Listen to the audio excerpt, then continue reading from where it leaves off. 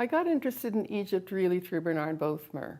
There were certain things that happened before that that kind of pointed me towards that, but it wasn't something that, it was by accident really that I walked into his class and found it the most exciting thing I'd ever come upon. And he wanted to build a department. He wanted Egyptian art to be part of the Department of Art History and Archaeology at the Institute of Fine Arts, New York University. And he had recently started teaching there. The director, Craig Smythe, had wanted to expand the study of the history of art from the West into what he called the exotic fields. So there were adjunct professors, such as Bothmer, who were asked to come from Princeton or wherever. Penn, a woman who taught, Kramrisch taught Indian, Soper was doing Japanese, Eddinghaus Islamic. So Egypt was in this group of things, and I had a year at that point to do something in New York. And a couple of professors in college had said that they could get me into a program, and one got me into Columbia and the other into NYU. And I thought, well, NYU is supposed to have the best reputation for art history. And even though I was a professional student, I thought, it's a year I get to do this in New York, and I'm from Los Angeles, and I wasn't getting married, which is what happened to women of my age, my generation. So I fell into this. And the second year, Bernard had a language course being taught by Henry Fisher from the Met. And the third year, we started excavating in the Delta at Mendes. These were all parts of a program that Bernard wanted to form there, even though he himself was not full-time. And I guess I did well enough so that I started getting scholarships the second year, and people began to assume that I was going to continue. I personally wanted to actually, at that point, study the entire ancient world. And New York was a very good place for that because we could take courses at Columbia, where I studied with Edith Parada for Ancient Near East and Evelyn Harrison for classical. At the Institute, we had Jim McCready. So, but I could see that you really had to specialize, because by that time, the early 60s, the knowledge of ancient Egypt had progressed to a point that nobody could do the whole thing anymore, and you had to really, even within Egypt, find something that you wanted to do. So the language I thought was really interesting, and then the excavation was great because you had the chance to apply all those things that you had learned in your courses. Furthermore, we could be outside all summer in the Delta, and I loved Egypt and the Egyptians, so it all worked. And then I guess Hansen was our field director. He had been trained at Harvard. Also somebody interested in the ancient world, not necessarily just Mesopotamia, which he came to specialize in. And he had been digging in Iraq.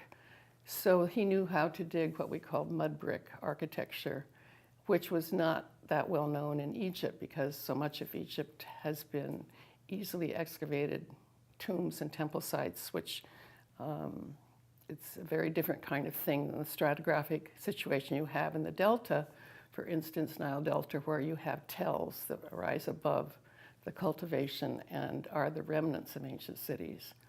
So Bernard got Donald Hansen to come, who he'd been excavating at Nippur in Iraq, and he got him to form another exotic field, the ancient Near East, at the Institute. And the agreement was that Donald would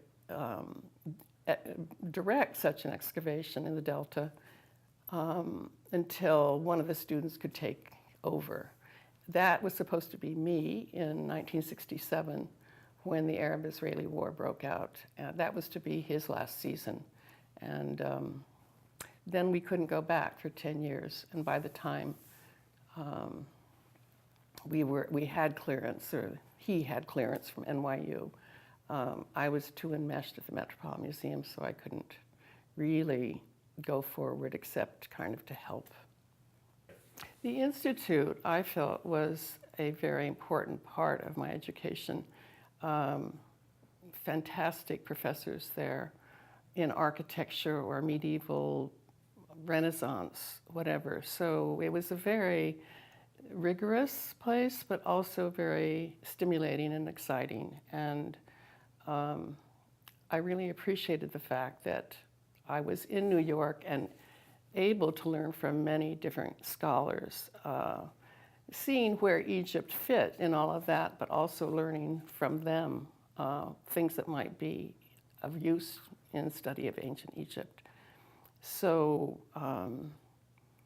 in fact, I mean, I had the idea that I wanted to teach and on a graduate level because I really wanted to be learning as much as possible. And I eventually had that opportunity after my own professor, Bernard Bothmer, died. I was asked to take over there, but by that time, unfortunately, I had gotten so enmeshed with a scholarly project at the Met that I decided that I should just stay where I was and try to finish it. I had gotten to know the Met in '64 by being able to go over and use records there. And I had gotten fascinated with the photographs, the plans that they had from their expedition of 1906 to 36. And I guess I used some of that information for a paper or two, I don't know. But from those early days, I felt very committed to trying to publish the information that they had dug up, but themselves hardly ever published. So when this opportunity came to go to the Institute, although that had been my goal, or my dream early on, I decided to stay where I was and taught a course here and there, lectured really more, or did a co-teaching, but not a substantial thing. So the Institute today is quite different when it was what it was when I was there, because modern is a very important element there. The historical subjects are not taught as much, and that's unfortunate. It's not necessarily just the Institute, it's the world becoming interested in the present and the future and not looking that much at what we can learn from the past.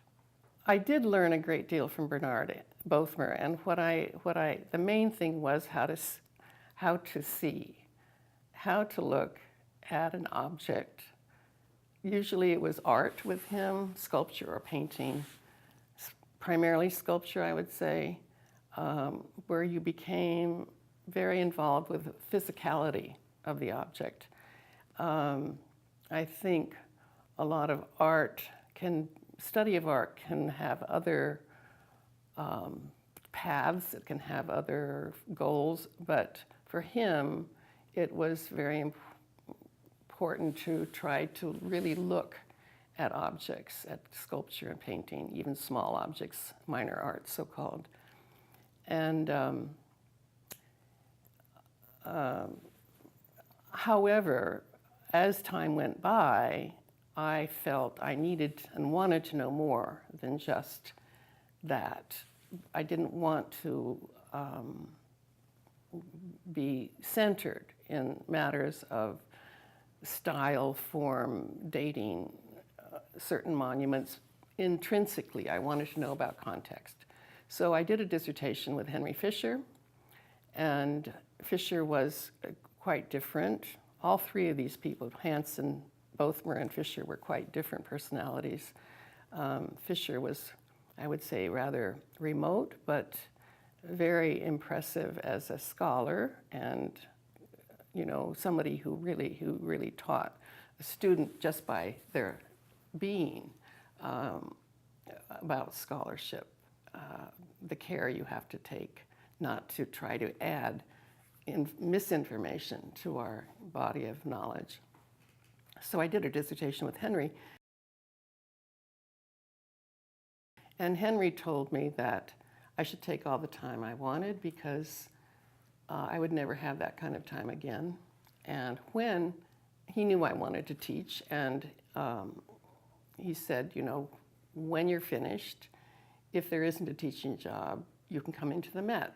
I can make a place for you until a job opens up. I mean, these were the days, right? So I was, you know, part of what's happened to me is just fate or luck or circumstances.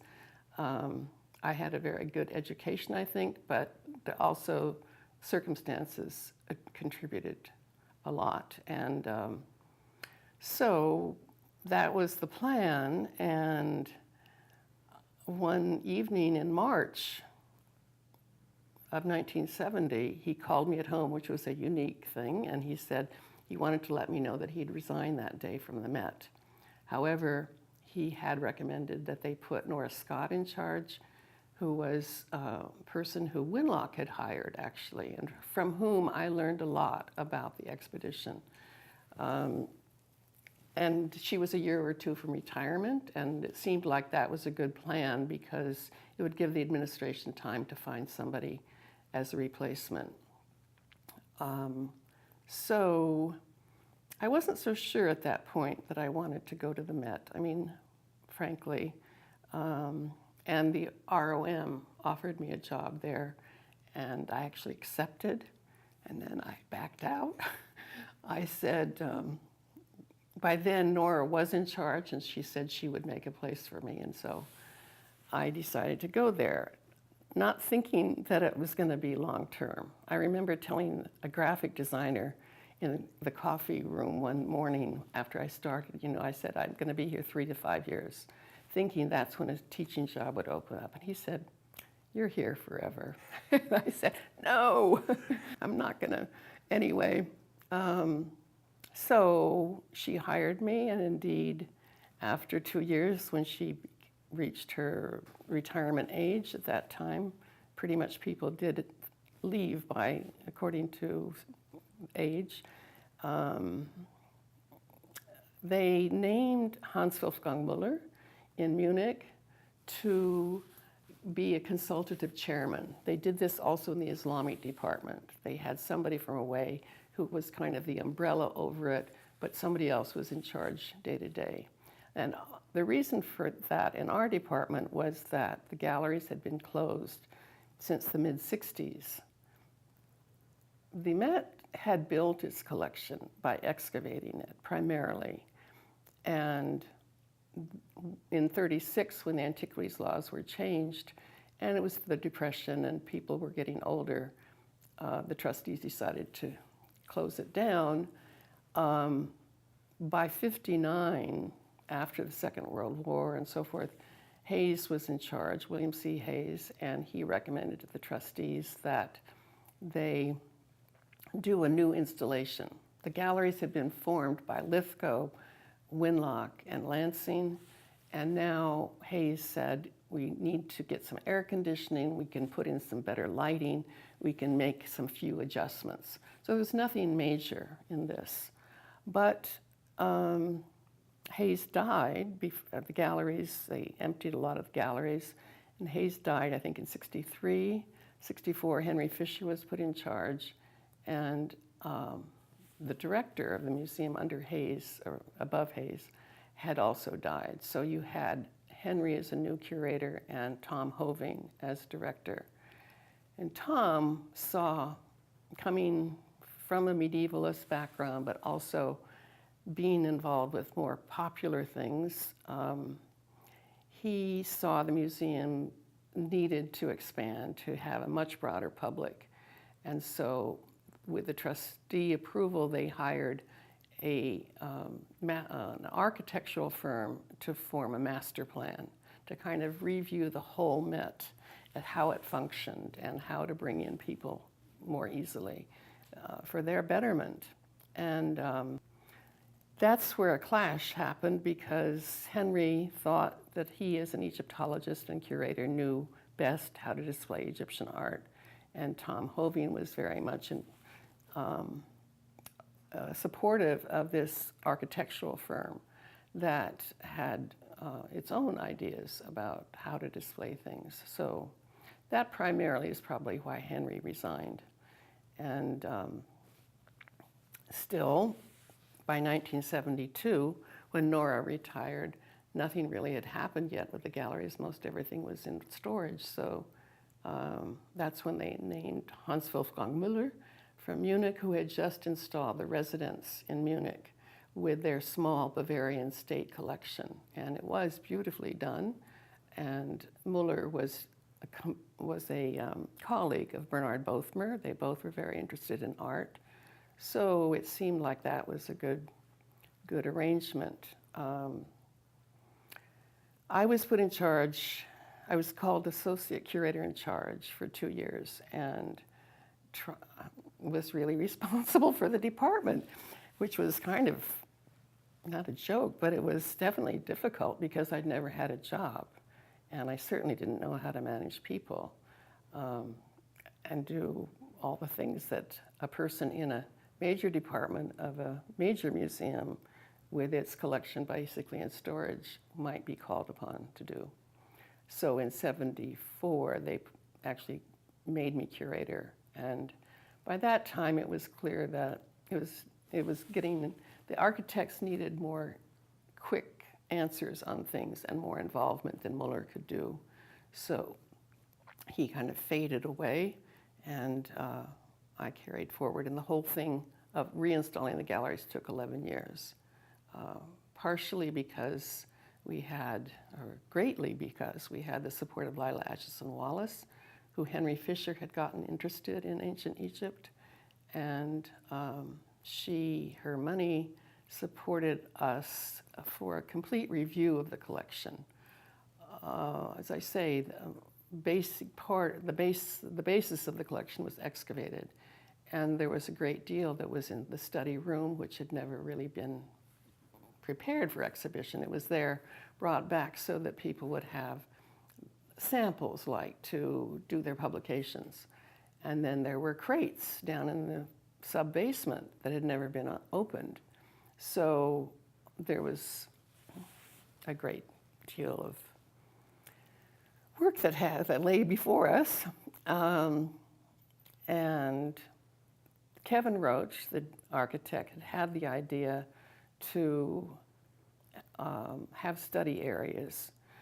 The early '70s was a time of popular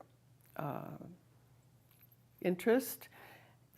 People were saying the Met was elite, too elite, and so I don't know how Kevin came up with the idea of having study areas, but for myself, since I'd been as a dissertation student, I'd wandered around Europe looking at things, and I often found myself in a place where there was no curator available. It might have been a weekend, or I couldn't find my way to the right person. And so I thought, well, why don't we just show everything and have study areas, and try to make them look interesting and so forth. But at least everybody will know what we have, and they won't, write letters which take us a great deal of time to answer because we have to go and find the object and trace it to the records and so forth. But I also saw that this process of installation could be the first step in publishing those records from 1906 to 36, because they had to be identified with the records. And I also had the idea to do a chronological arrangement so that we could kind of emphasize that Egypt does change over time. There was the big Middle Kingdom collection and the big 18th dynasty and Ramesside and so forth. And if you do a chronological arrangement rather than subject matter, you do have to decide what date everything is. So fortunately, I had young colleagues as curatorial positions who did a lot of the research to try to, as much as possible, make a chronological arrangement. Other things about the installation involved more conservation, for instance. I wanted everything to be looked at to be sure everything was, if it wasn't from the excavations, that it was ancient, that it was, if it was in good condition, if it needed any restoration and so forth. So there are many more aspects to it, but that's why it took 11 years.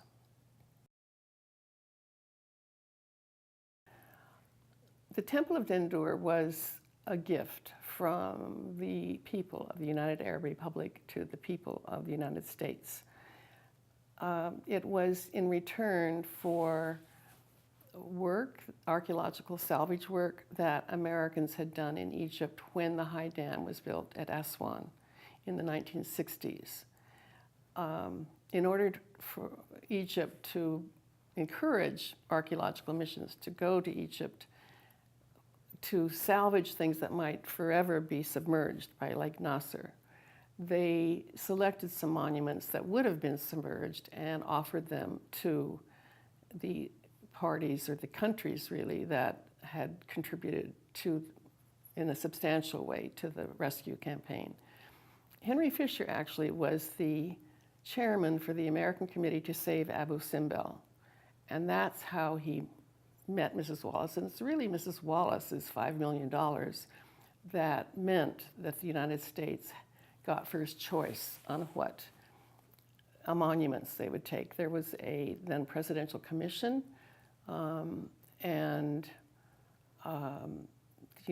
Henry made a very good case for the temple. It was small, so it could actually be inside and be protected from New York winters. And it also didn't have much decoration inside, so that public could see it without having to go inside, which meant that was good for security purposes.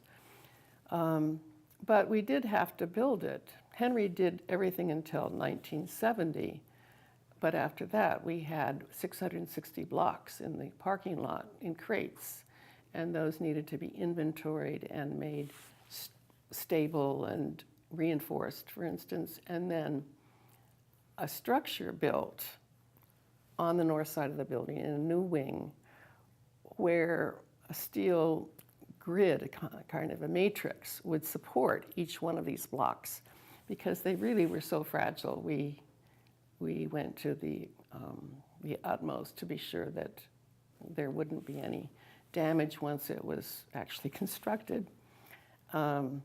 So that was going on when we were doing these galleries over the reinstallation. Virginia Burton worked a lot on it on a day-to-day basis with the workmen out there in the temple area. And eventually in '78, I believe it was finally built and open to the public.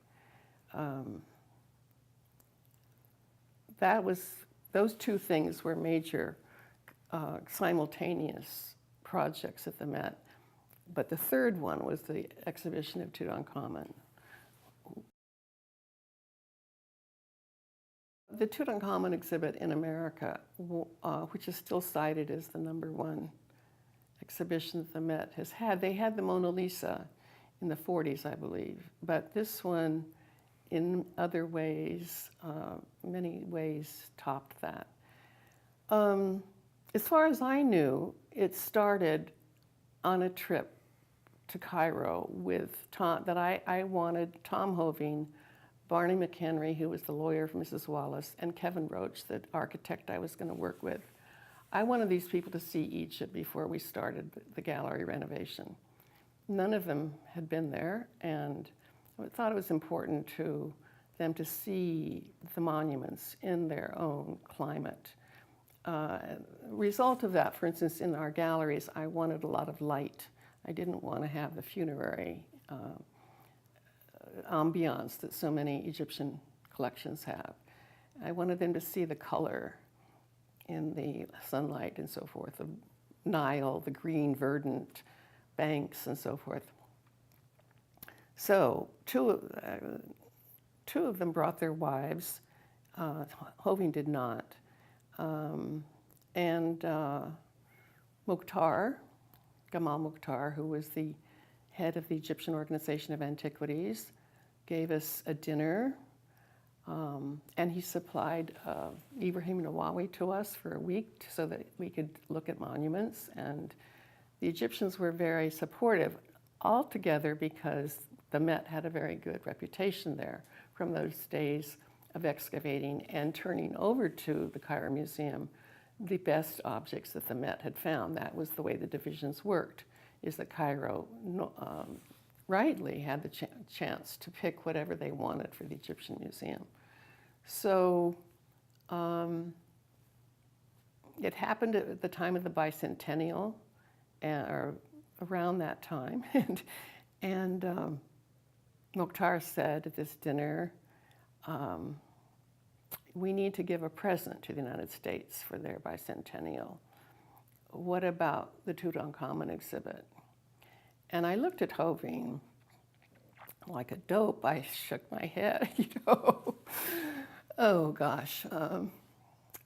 And we were in for it. But the fact is, it didn't really start then. I learned subsequently that there had been efforts by Carter Brown from the National Gallery, and even Hoving had had contact, possibly with Mokhtar. But they hadn't told me, so I didn't know about that. And there was definitely a political aspect to it all. It was something that was important politically in the whole Egypt, Israel, Near East kind of politics going on. It played a role in that. In any event, the Met was given the opportunity to have this exhibit come to America. London had done one, and Paris had done one. Madame Noblecourt had had the first one in the 60s, and then Ethan Edwards did the second one in 72, and had a few more objects. And we got to add, we had 55, as I recall. And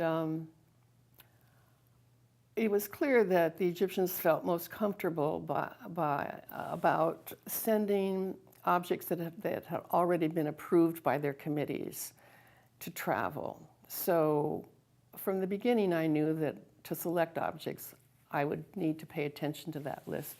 They also wanted to include some things that weren't too uncommon, for instance, from Amenhotep III, so that there was a little context, or Horemheb, let's say. And all that seemed reasonable and a good idea. For the installation, I realized that we had these wonderful photographs of Harry Burton showing Carter as he went through the 4 rooms. And I thought, well, why don't we make huge blow-ups and put them on the walls, and then select objects that come from the first room where you see those photos on the walls, and then the second room will show those photos, so forth. And so that was the scheme. Every museum, the State Department got involved with selecting the museums because we needed indemnity. That might have been the first big exhibition that the United States government gave indemnity for. But the value, of course, was amazing because they were going to send the gold mask as well as other objects. And so Peter Salmson of the US State Department was involved, and the talk there involved, where can we want to send it throughout America? It's not going to just go to the famous museums, the Met or Washington, but it's going to go places where people in the Midwest or the Northeast or the South are going to be able to see it. What we didn't know, though, was how popular it was going to be. And the Egyptians offered this to us, but with the understanding that they would get money in return that they could use for their archaeological projects. They rightly needed money to protect antiquities. Often these things are not given high priority, considering other factors that a country has to deal with. And they wanted to, of course, maximize how much we could give them.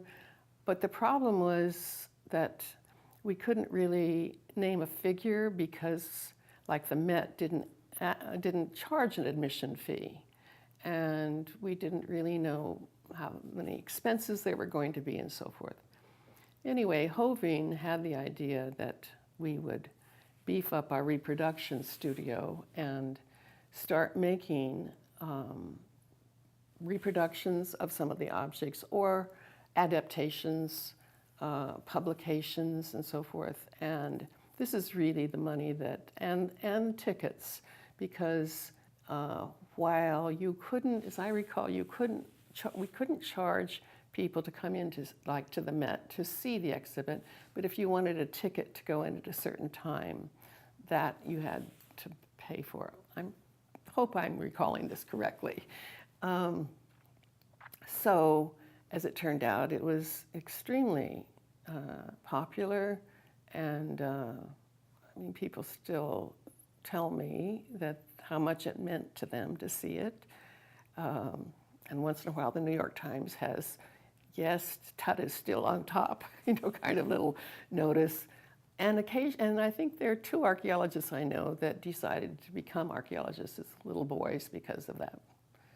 So all that seemed worthwhile. But it was quite something to try to juggle that with the installation of the galleries and indoor all at the same time.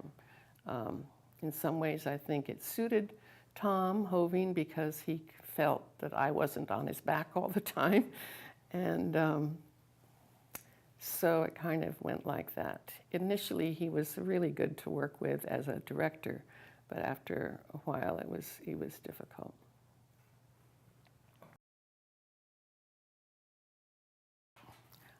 I did a little project at Memphis. I think it was about 1970 when I was finishing my dissertation.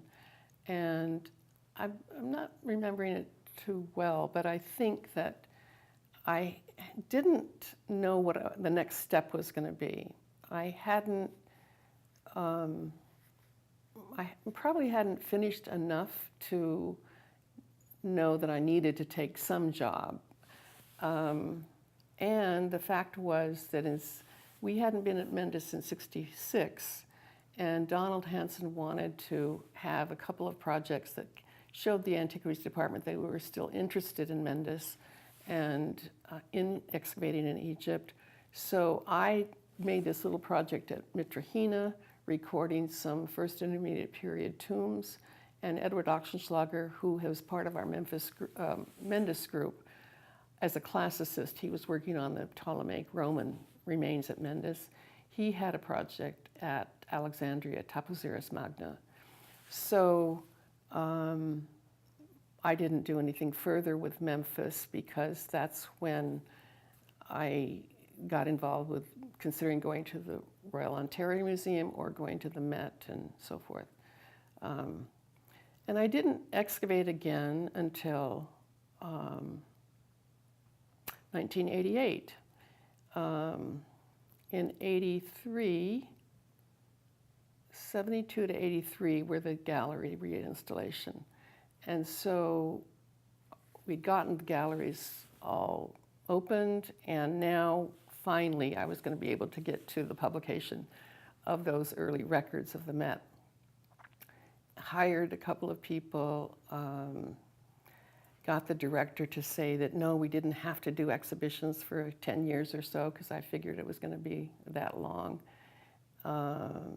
Got some money promised for a fund to have the records printed and so forth. I didn't envision field work, except maybe to check measurements and something like that. I mean, we didn't have a Dow's Dunham like Boston did, unfortunately. And my idea was to just get out the basic things basic information we could. But by '88, I really did feel pretty exhausted from my museum responsibilities, and I noticed that Henry Fisher, who had the Wallace Chair, now I should backtrack to say that once he resigned, he had become a good friend and a beneficiary of, or very much admired by, Lila Acheson Wallace, the co-founder of the Reader's Digest. And so Henry just decided he did not want to work in that environment anymore and resigned. Mrs. Wallace stepped forward and said, and established a chair for him to live anywhere he wanted in the world, to do Egyptology as he wanted to have books, to travel, whatever he wanted. And he did have that chair until retirement age. So in 87 or 88, I noticed that he was getting to be retirement age. And I thought, still wanting to do research. Besides, I'd learned a lot from the galleries, and I thought, what better use than to let me have some time to publish things that I'd learned. And so I went to the Wallace people. Mrs. Wallace had died, but I knew somebody still that was there, and said, could you consider making the chair permanent when Henry retires? And then I went to the director, Philippe de Montebello, at that time, and said, when Henry retires, could you, the Wallace people, if they do continue it, could you think of me first, rather than somebody in Switzerland or somebody, from away? And all that worked out. I was very relieved to go into with facilities to do research, and that really, in other words, I had been really actively involved with the department, acquisitions, not so many acquisitions, but I looked a lot at dealers and was in touch with the art market quite a bit, educational things. Many aspects of being a museum curator of a large institution. And so I had started this project in the installation with some gold that had actually been bought on the market. Winlock had written it up as if it were excavated, but it really wasn't. And when we had, during the installation, this program to look at every single object with the conservation to see if there were any condition issues or if there was any authenticity issue, we got to that part in our chronology, early 18th dynasty, and the conservation people said, okay, start sending the material down. And I said, oh, no, this is fine material, we don't need to send that. But then, of course, it really wasn't. It was material that had been bought on the market. And I remembered that Donald Hanson, he had studied with William Stevenson Smith at Harvard, and George Hoffman, a classicist, and he himself was interested in Levantine bronzes and so forth. So he had some eye, I think, for Egyptian things too. And he referred to some amulets in this group that we had at the Met, this treasure, as if they looked like they were made of sprayed gold aluminum. And I remember that description when the people from conservation wanted me to start sending down the objects. So I sent those first. And they were bad. They were totally bad. I mean, you have to take a long time to come to such a decision. But we did ultimately come to that decision. And when we did, we had to start looking at everything. So by 88, I realized that I'd like to go back to the tomb where this material had come from to see if I could find any little bits and pieces that might authenticate things or help me understand how things had gone together. A few objects had been retrieved by an inspector right after the robbery of 1916, and the objects had entered the Cairo Museum, so I knew it was important to go there and document those very carefully. But I also wanted to go to the site. So that was a completely different kind of excavation than the Delta. I had a very small team, and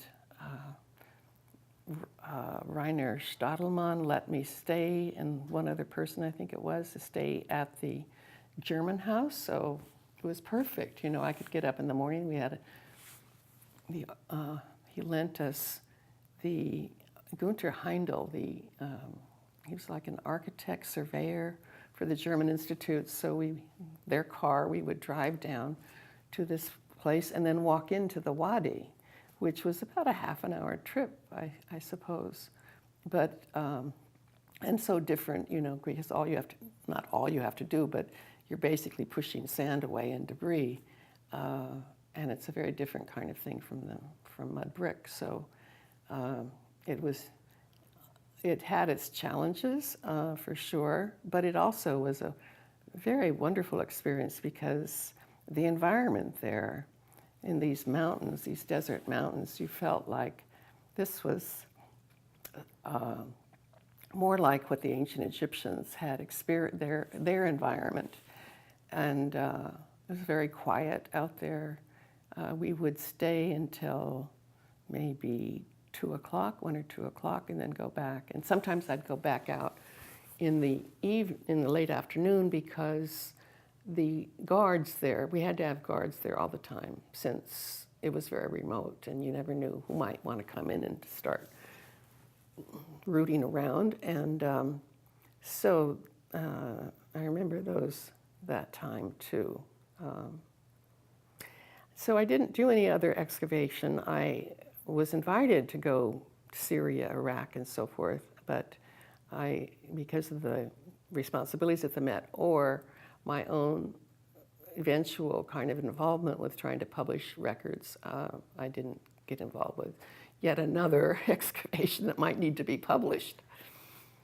Actually, it was that project, 3 Foreign Wives of Thutmose III, that kept me from taking the job at the Institute. Because I thought, whoever is going to finish this? It was such a mess, that find, that acquisition, trying to sort out what was ancient, what was modern. You know, museum practices have changed over the years. So maybe in the 30s, objects might have been presented cleaned and repaired and so forth so that they could make an educational and a display for the public. But that also can destroy evidence. And so anyway, I did manage to publish it, and now I'm in the midst of another horrible project. I was really fortunate to be able to go into the Wallace Chair for Egyptology and do research from '88 because I had all those years that I could sit in an office in the Egyptian department and research things. And I had a budget so I could travel. I had a part-time assistant, graduate assistant from over at the Institute. So in 2000, I had finished the 3 Queens, the 3 Foreign Wives project. Had a couple of other ones like the Tel Basta treasure, another hornet's nest. And I guess around 2007, I had the idea that I really should focus on a tomb at Thebes that Lord Carnarvon and the Metropolitan Museum had dug. The concession for Carnarvon went down the center of the Hatshepsut Causeway to Deir el-Bahri. He had the area to the north, and the Met had the area to the south. And in 1911, Carnarvon, who used Howard Carter as his archaeologist, they came down on a large court tomb, a large Middle Kingdom tomb, let's say, dating about 2000 BC. They spent 12 and 13 there, basically 2 seasons, clearing their part of it.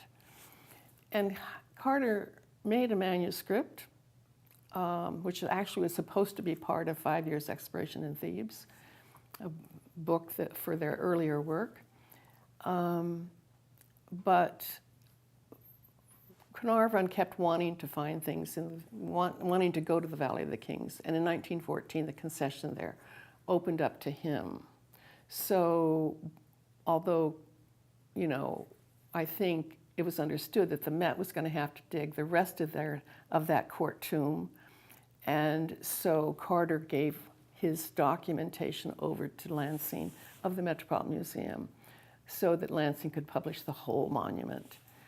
The great value of this particular tomb was that about 1465, Queen Hatshepsut covered the whole thing over, sealed it by dumping in a lot of sand to make a foundation for her valley temple that would lead to her famous funerary temple at Deir al-Bahari. And so we all knew that it was going to be, the material there that had been sealed was of this Hyksos period, Second Intermediate period, when Egypt is basically fragmented, but eventually the Thebans rise up and go north and manage to create the new kingdom.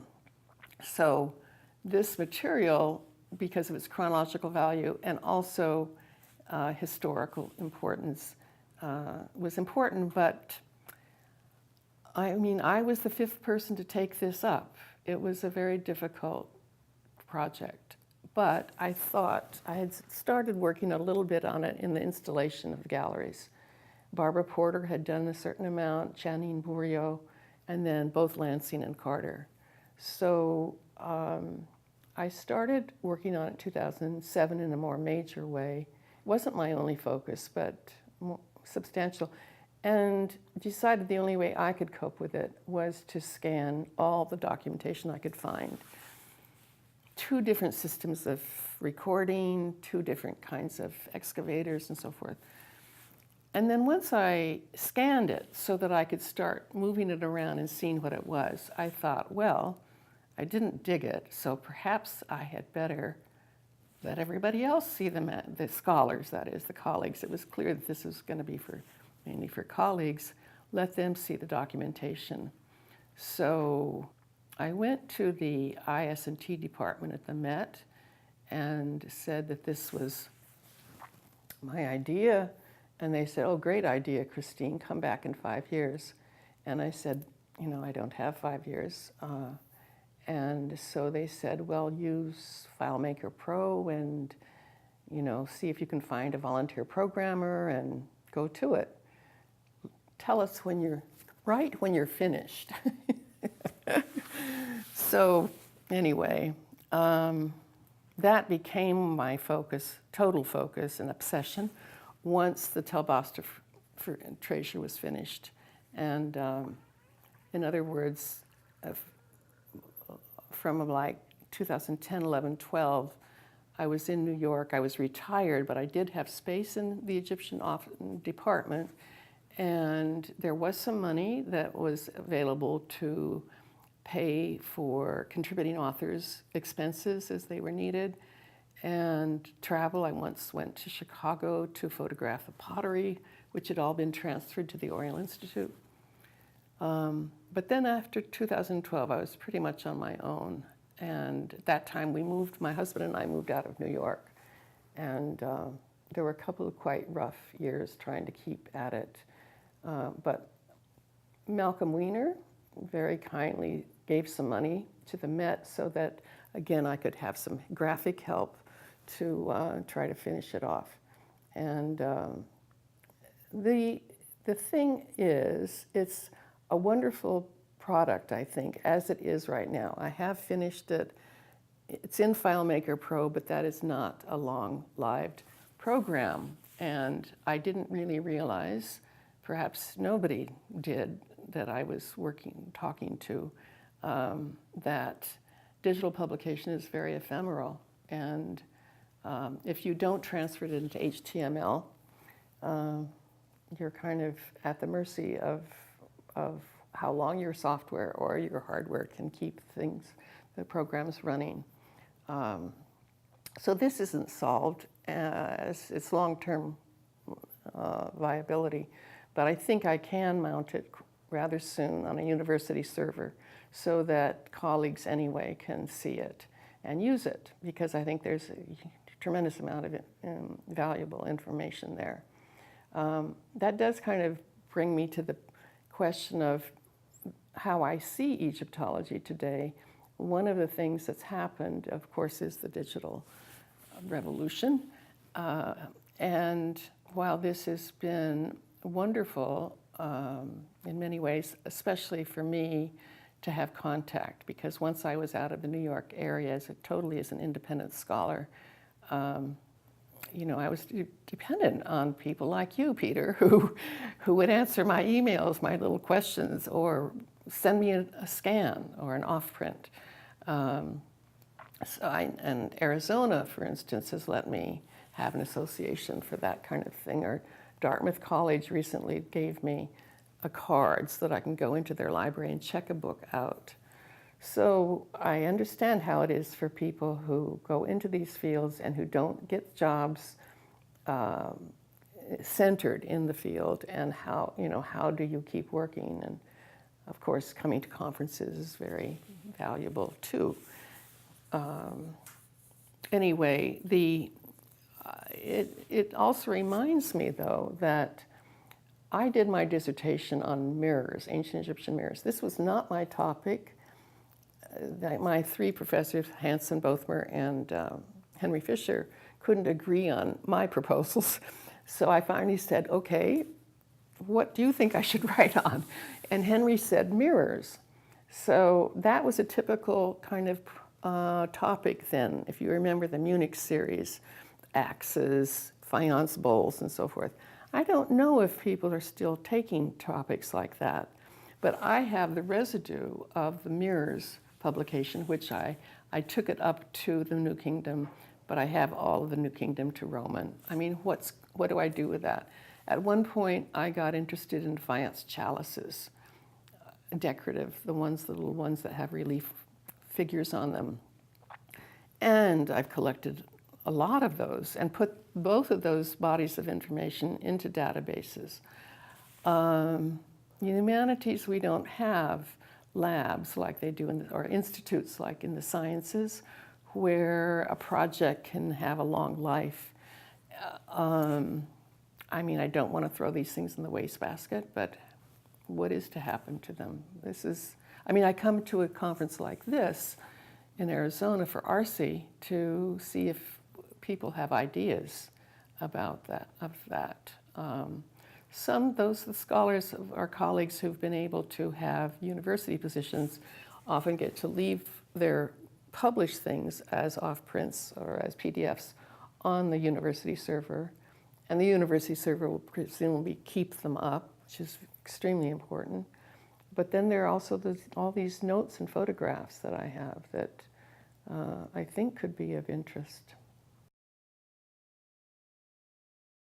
I think the most important contributions I made in the museum were to get the collection back on view and to look at it in a systematic way, to review it, which it had never been done. It had just been, things had been accumulating.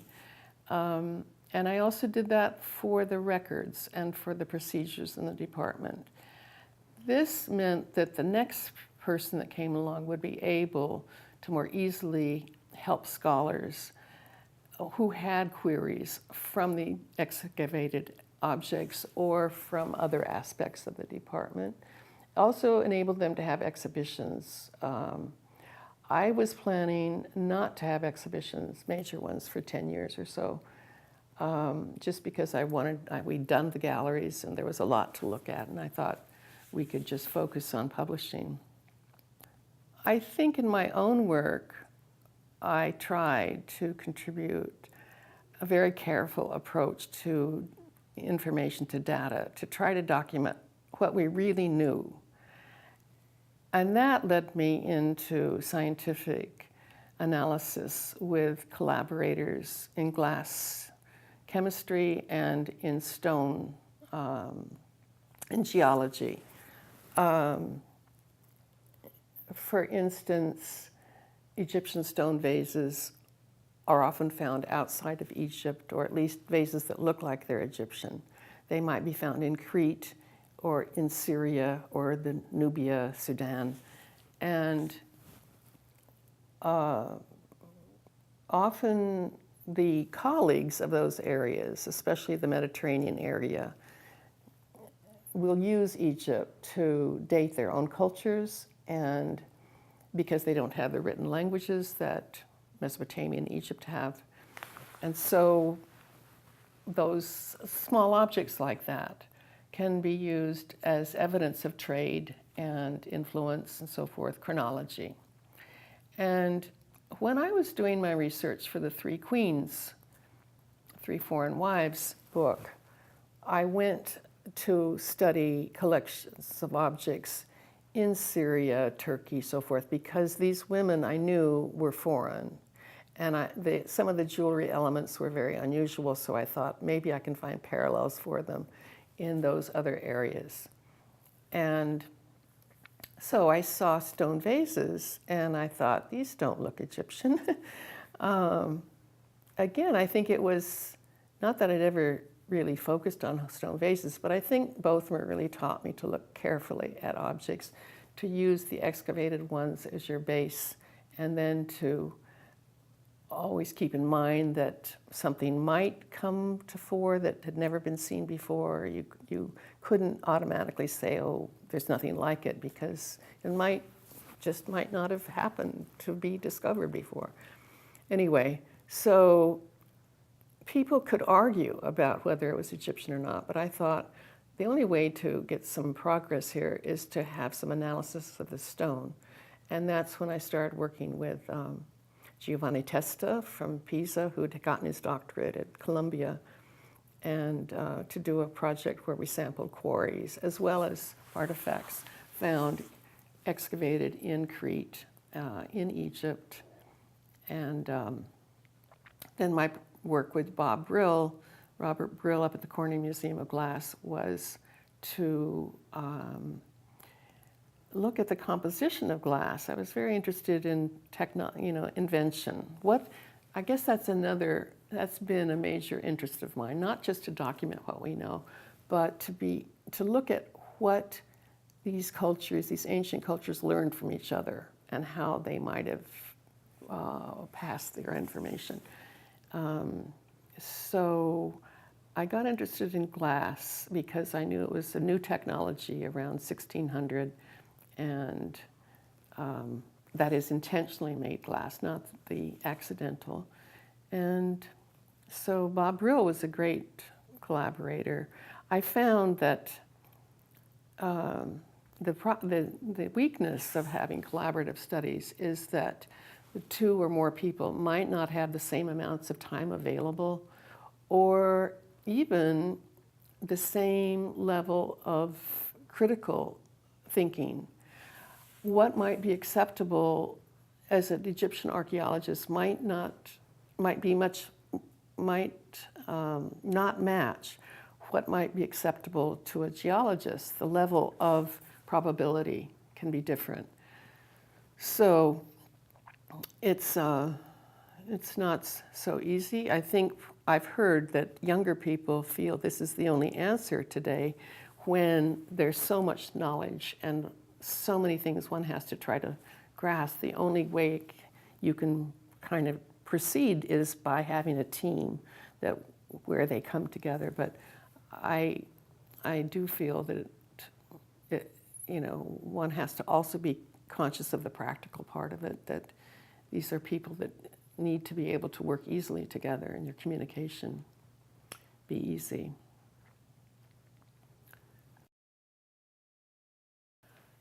So, difficulties in my job as head of the department. I was very young. I think I could have been the youngest curator at that time that had been put in charge of a department. And as I said, I'd never had any job. But a major institution like that, there was just a lot of how to maneuver, how to do things, and even just staff, hiring staff. It was really a low point in the Egyptian department history. Henry had left, Nora had retired. I hired who I could, which was basically young people like I was, and I mean, I could hardly get somebody from the British Museum to come over and who would know a lot more than I did or the staff did. And I think that it could have been easier if I had been older that there would have been a clear level of separation between me and the staff. And I was a woman. I mean, this is unknown and trite, but the fact is that it was certainly a male-dominated institution, and women now are much more in charge of things, in charge of departments or facilities, whatever. The person who advocated for me to come onto the staff within the museum was the curator-in-chief, Ted Rousseau, in 1970. When I was hired, he was the curator-in-chief, and in 72, when I was put in charge, he kind of took on mentoring me. And he told me that he was, he thought that women were going to have a much greater role in museums in the future. But unfortunately, he died, and quite soon after that. So really, I tried to learn from people who were friendly and who knew something, and amongst those was Charles Wilkinson and Irma, his wife, who had been registrar in the museum back. Her history went back to the 30s, and Charles's went back to the 20s. 2020, I think, he first became a part of the Egyptian expedition. So he knew Winlock, and he knew history of the museum. These people were very important. There were, altogether, I think, of course, it was the objects that held my fascination and kept me going, because it was a great privilege to work with objects of all kinds of scale, of type, and so forth, and also, as I say, to connect them to the records of the expedition. I did like archaeology. I did feel, the whole thing about the Institute was that it was a department of art history and archaeology, and I think when I did apply for that job, I was the only person who they felt could do both. How I would have taught art there, I don't know. I don't know that I would want students to learn what I learned from Bothmer, but I would also have wanted maybe to go into other aspects. Henry Fisher did some things that were not the kind of thing Bernard did. And the Metron area has so many Egyptologists.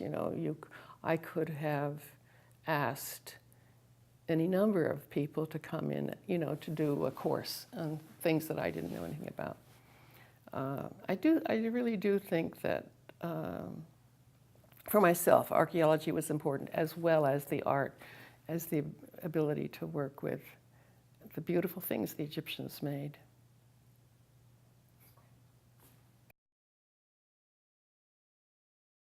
Putting everything on view wasn't something that has actually, I'm not sure that any other institution has tried it. It is very difficult because you have to, well, just physically, you have to make little mounts for all these things so they stand up rather than lie down, and also present them in a way that they're attractive. It mustn't look like it's just really like a storeroom. It has to be organized and so forth. And I do know that Kelly Simpson and maybe Bernard, I don't know what Bernard thought, but that it was terrible to put out your lesser objects. But it did help us better take care of them. And also, it was very interesting to the public. They loved those little areas because they felt they were discovering something too. There weren't many labels in there, and you just were on your own to look at them. It told you that, there were labels, but we didn't have the light tables that we had in the main galleries where you could get a better sense of what the Middle Kingdom was all about, let's say. And restoration things. I spent a long time looking at pieces. I didn't want, things to be kind of, in my view, overly restored in the 20s and 30s, 40s, 50s. But if you take restoration away, you still have to want to end up with a work of art, and if it's your hot sculpture, for instance. So I spent a lot of time with conservators who had some artistic feeling for proposing restoration, figuring out how much to take off or leave, whatever. There were the practical problems too in the installation. I wanted to have this chronological display where everything was organized by date, and that meant putting wooden objects together with linen or with jewelry or something, rather than in just a case full of jewelry or just a case full of furniture. And so Kevin Roach and I traveled to Europe to look at Egyptian collections or natural history collections where there was more, where material typically had a different scale and type had been gathered together in very large cases. So we had these walk-in cases. Part of Kevin's firm was the engineering part, John Dinkeloo, and John had this idea that if we had walk-in cases, we could easily have access to the objects, and all you had to do was to have a greater pressure of the air inside so that the dust didn't come in through the little cracks between the big panes of glass. And you could control the humidity inside better than you could in the galleries.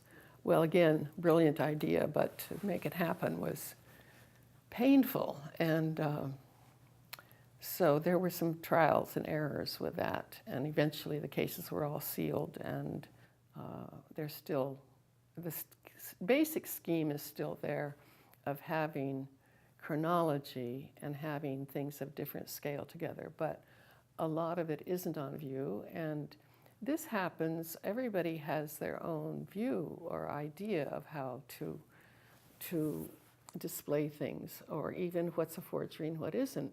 So the galleries that were finished in '83 are different from what they were in '93 or 2000. They'll be 2033. They'll be very different again. I'm hoping there are people who are trained in Egyptian objects, material culture, who want to keep working in museums.